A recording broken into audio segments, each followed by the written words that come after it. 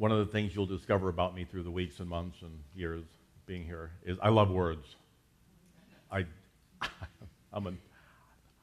It happened in ministerial school. I began to get into the etymology of different words and where they originally came from and how they're different from today. And so I just really love getting into the words that we use all the time and saying, where do they come from? How do we use them? And are we using them correctly? Are we using them in a way that really works for us? Or are we throwing our power away and not utilizing the power of the word that we have in our lives? Those of us who play Trivial Pursuits will know that the longest English word is 28 letters long. You know what it is?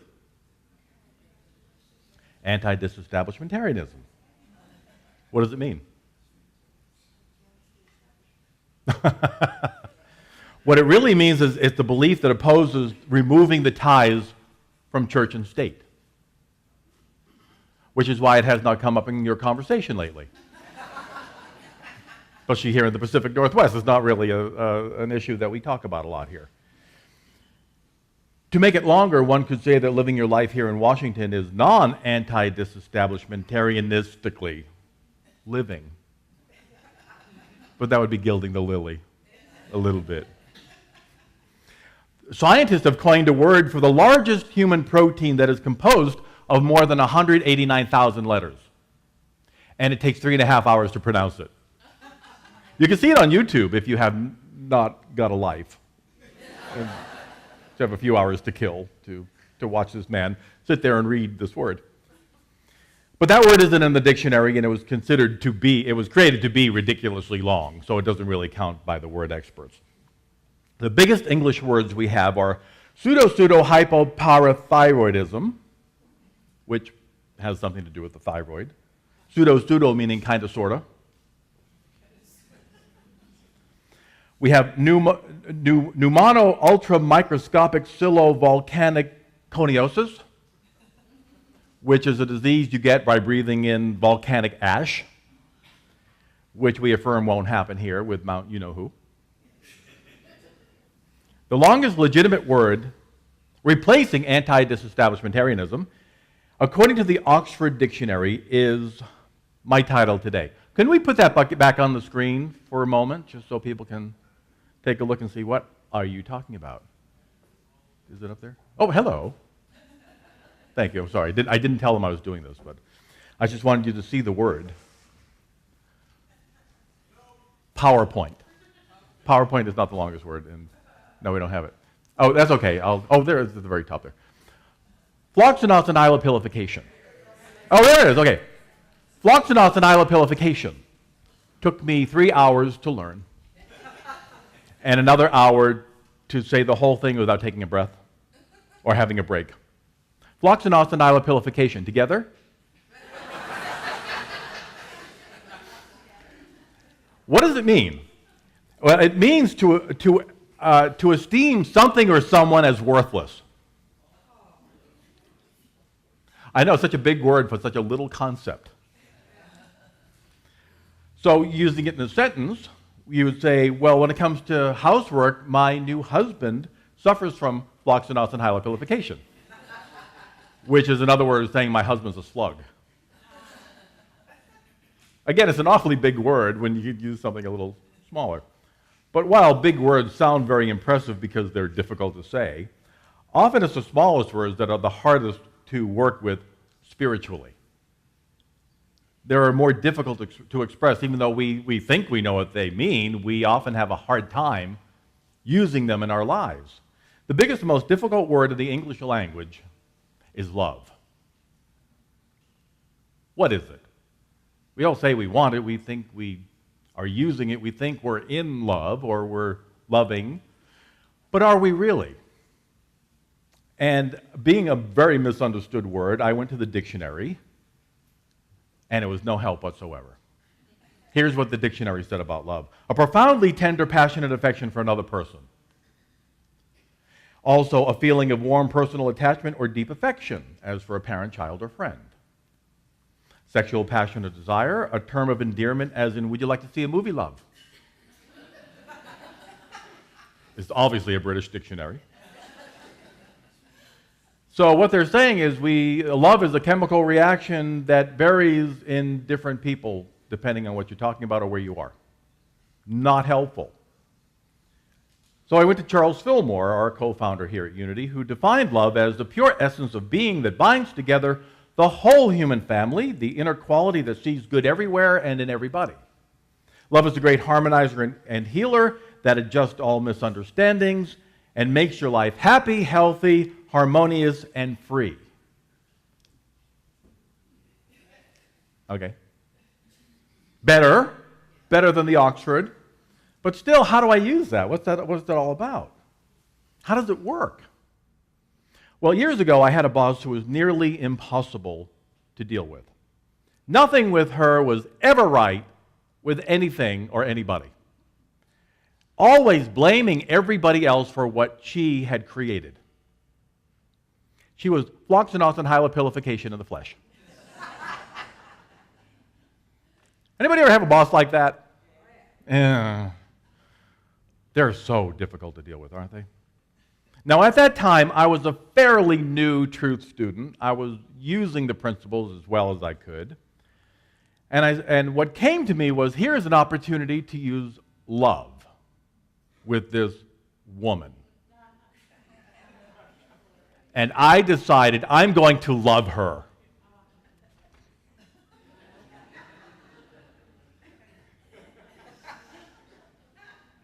Ugh. It was so hard to love this woman. But in meditation one day, when I was really having a difficult time with her, I went into meditation when I got home, and I saw her as a scared 5-year-old. And I began to divinely detach at that moment my thoughts, my feelings, my beliefs about and around who I perceived her to be. As I began to do that, I heard about her history. She had received the restaurant from her husband, who owned the restaurant. In the divorce settlement, she had only ever been a waitress. She had no idea how to run it, even though she watched her husband, thought she could do it too. Had absolutely no clue.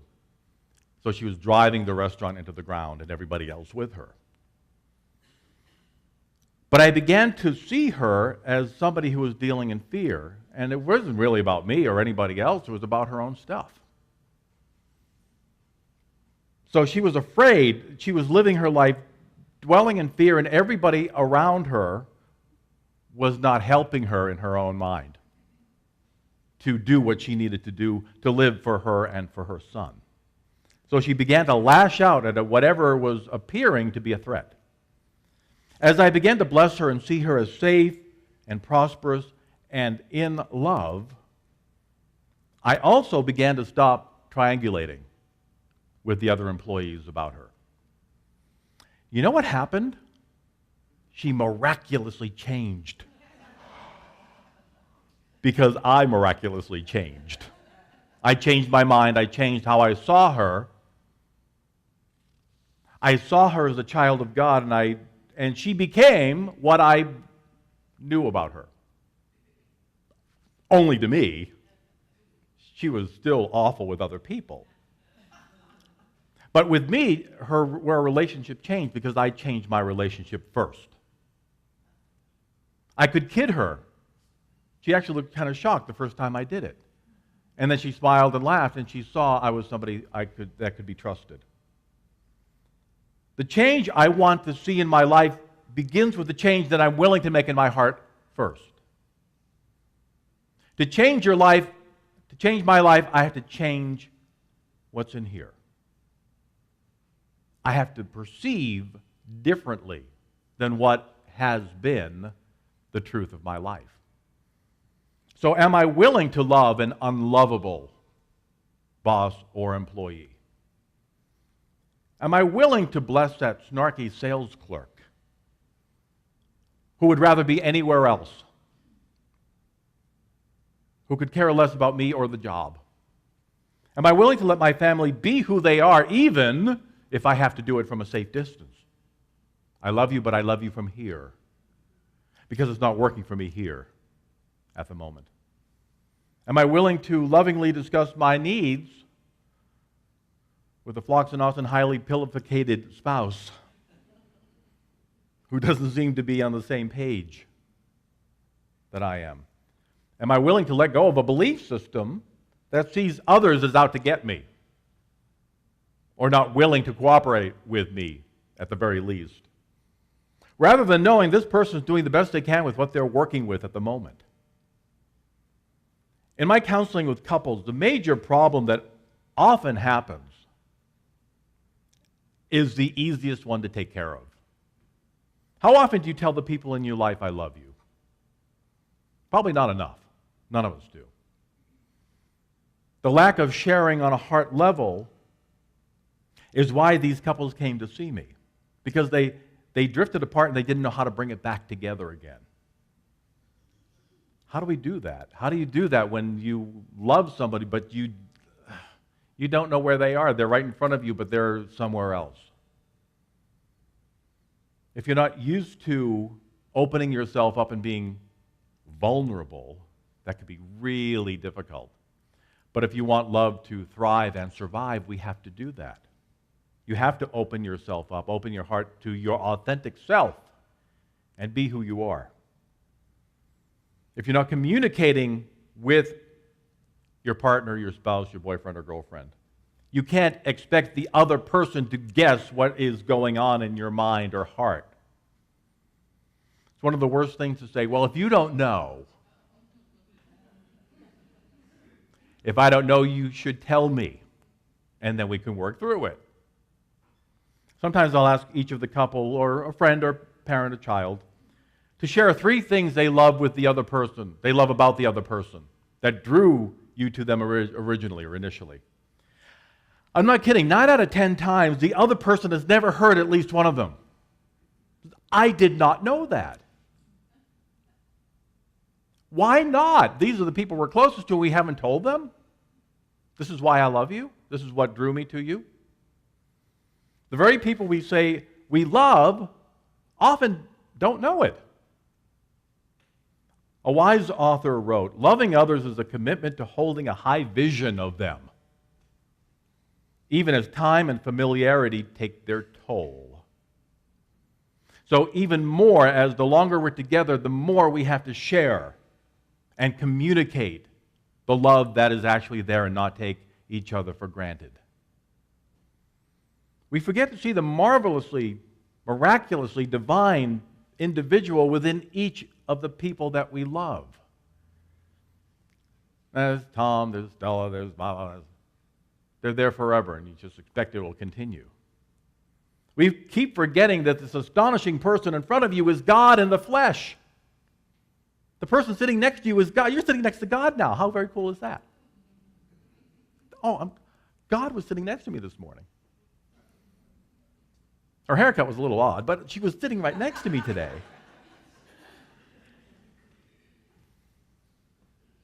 This person is the Christ expressing, as we would say in unity. The most precious being of God is sitting right next to you, in front of you, and in back of you. My dear friend Carlos is a minister. He was my associate minister in New York. And he said in meditation one day, he heard clearly the voice of God saying, "You're my favorite."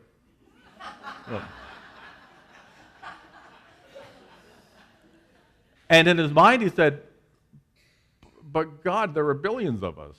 He said, "They're my favorite too." You're God's favorite because we're all one. There's no differentiation in God. So you are definitely God's favorite child. Isn't that cool to know? And what are you going to do about it? Celebrate. We're here to celebrate that truth.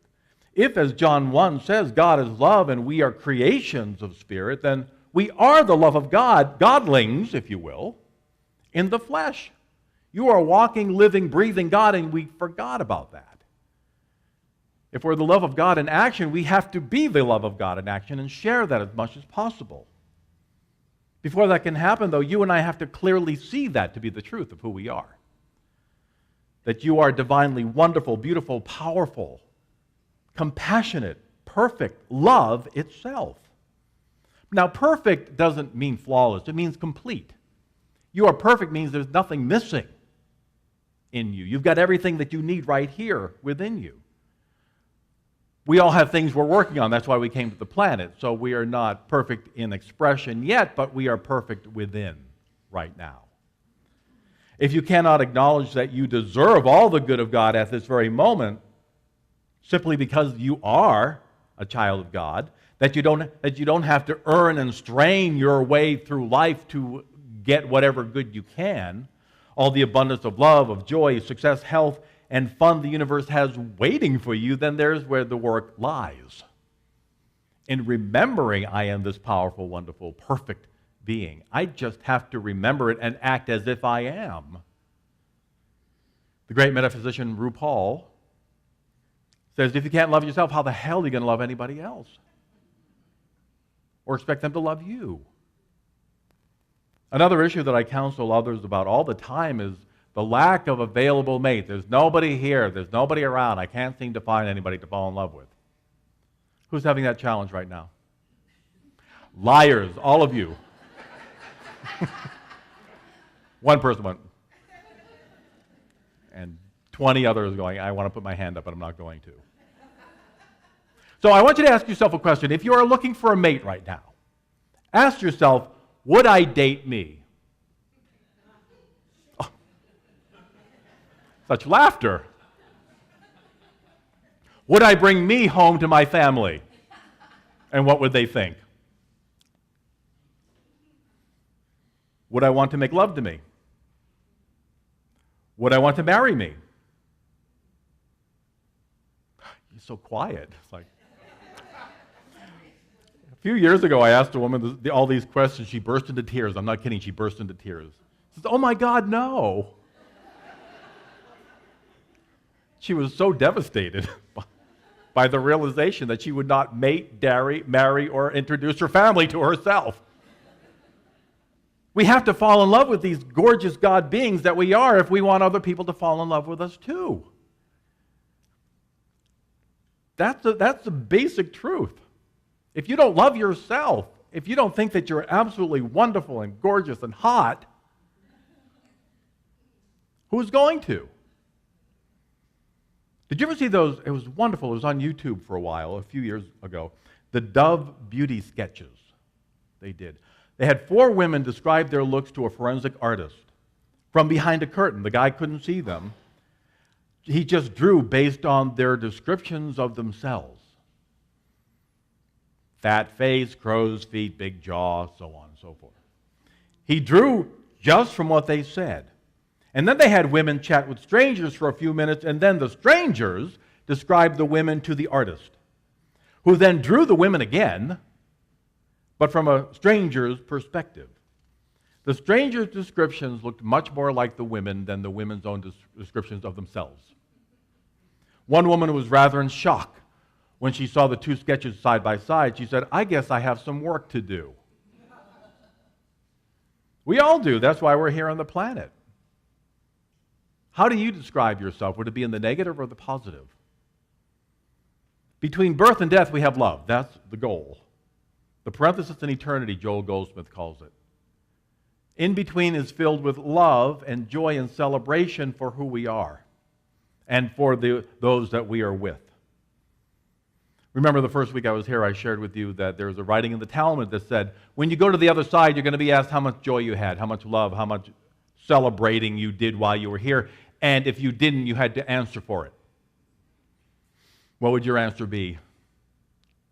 Well, I'm not really worth it. I have a big jaw. I have crow's feet. Who would love this? Not a good answer. Not a good answer at all.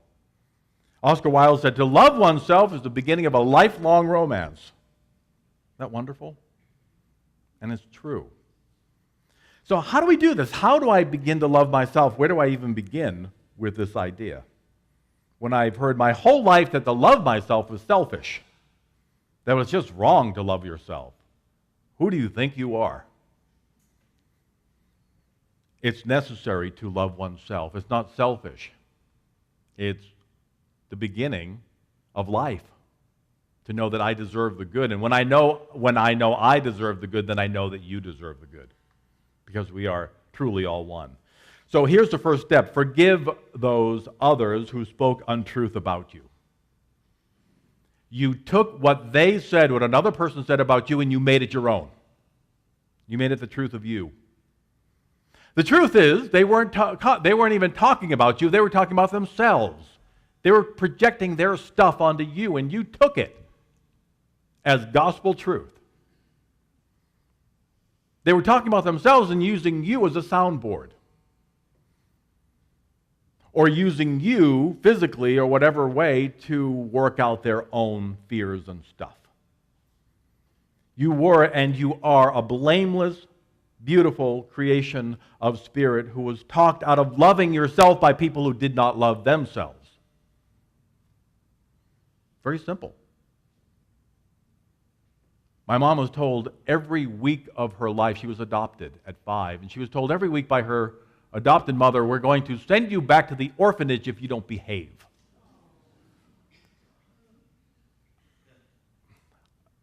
Tell me what the perimeters are and I'll work with that. But no, there's always something. You bad girl, you did this.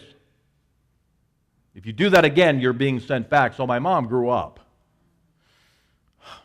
Well, it was the challenge growing up with my mom because of what she believed about herself. And I had to not take that as mine. I had to release that eventually. In my 20s, I finally released what my mom believed about herself, and I released that from my being because it was not my truth. Louise Hay said, no matter what the problem seems to be, there's only one thing I ever work on with anybody, and that is love yourself. Loving ourselves works miracles in our lives. When you begin to love yourself, you begin to know and love God because you are God.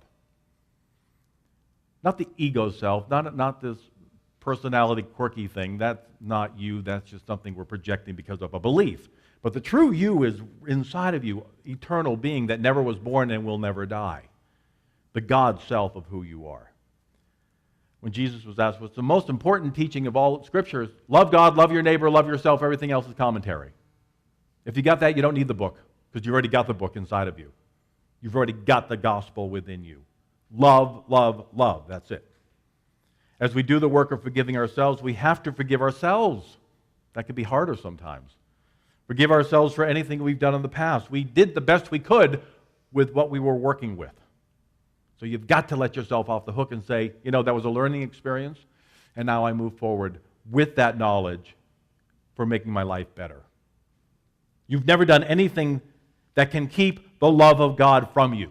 Never. Never. It's so important to get that. You've never done anything so awful that this universe doesn't love you and support you 100%. Your negative thoughts and your limited beliefs and my negative thoughts and beliefs have kept God from fully flowing into my world, into my life. But it doesn't change how God works. It was up to me to unblock or block God. As Jesus told the adulterous woman, I don't condemn you. Go your way. Don't do that again. You're just asking for trouble when you do this kind of thing. But take a look at your life and see what you're doing. But there's no condemnation in God. There's no condemnation anywhere. There's never any condemnation from your Creator toward you or anything you've ever done. God does not get mad at you. That is not God. That's Joan Crawford. God does not get mad at God's creation. Your unforgiving attitude is the challenge that we have. My unforgiving attitude has blocked my good from coming forth, making our lives a living hell. I have a wonderful sign on my desk that says, if you're going through hell, keep going. Keep moving. You don't live there. Yea, though I walk through the valley of the shadow of death, I will not build a condo there. Keep moving. A psychologist was teaching a stress management class, and when she raised a glass of water, everyone expected that question of half empty, half full. Instead, with a smile on her face, she said, how heavy is this glass of water? Answers called out ranged from 8 to 20 ounces or so. She replied, the absolute weight of this water doesn't matter. What matters is how long I hold it. If I hold it for a minute, it's not a problem. If I hold it for an hour, I have an ache in my arm. If I hold it for a day, my arm will be numb and paralyzed.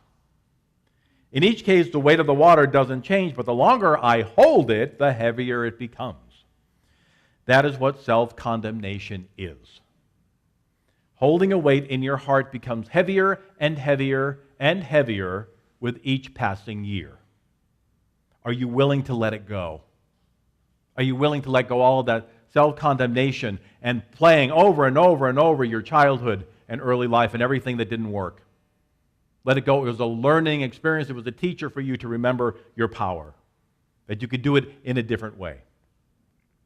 Again, our elder brother said, "Come to me, all who labor and are heavy laden. I will give you rest." Go to your God within and say, "God, I don't know how to do this. You do. I give up. Reveal to me what my next steps are." Again, Jesus was speaking from his Christ mind, the mind of God within all of us. He said, we all have this. I'm not claiming anything special. He said, you have it. What I do, you will do and greater. I'm just telling you there's oneness within you and within me, and when you know that, your life will work. And he said, let it go. Let it go. Give it to God within you, the power of love, the power of wisdom, the power of compassion. Rest in the knowledge and the peace of God that bypasses the intellectual, the mental stuff we keep playing with. Straining to understand, why is my life not working the way I would want it to, that I hear every Sunday morning or every class that I come to at Unity? Where is the disconnect here? It's in love. It's in loving myself and knowing I'm fully worthy of having all the good and more that I could ever imagine. Your life will work when you let your heart reveal the truth of your life instead of your head. The head doesn't know anything. The head's stupid, really.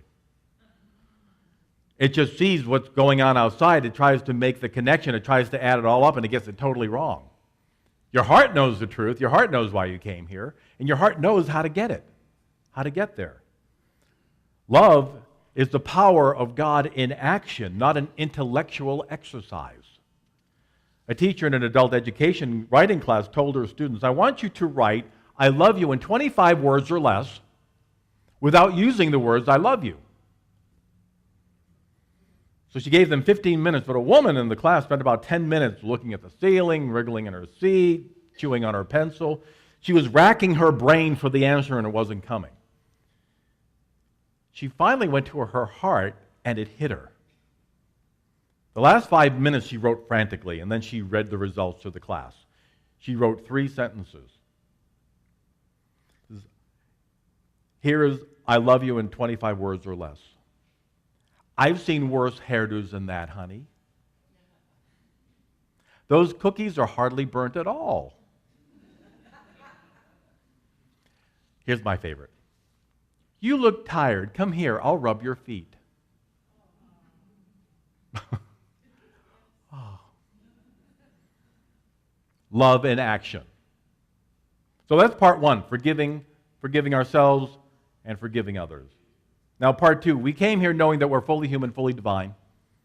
But age 6, 7, 8, we begin to forget. By 10, we're completely human. We've forgotten our essence of who we are. Until we came here, it came to us that there's more. There's more to this. So this week I have an assignment for you to really kickstart this. Only love talk this week. I can't do that. Yes, you can. Only love talk this week, no matter what. We only speak with compassion and respect, even if the other person doesn't speak to us in that way. If you need to, bless them and walk away. We don't have to stay in that energy. Just love and remove yourself. But don't respond with anything less than love. Simple? Yeah. Easy? No. Not a bit. But that's what we're here to do. Now, the wonderful thing that happens when we do this is that others, miraculously, like I had with my boss that day, will return what you give them. Or, just as good, they'll leave you alone totally.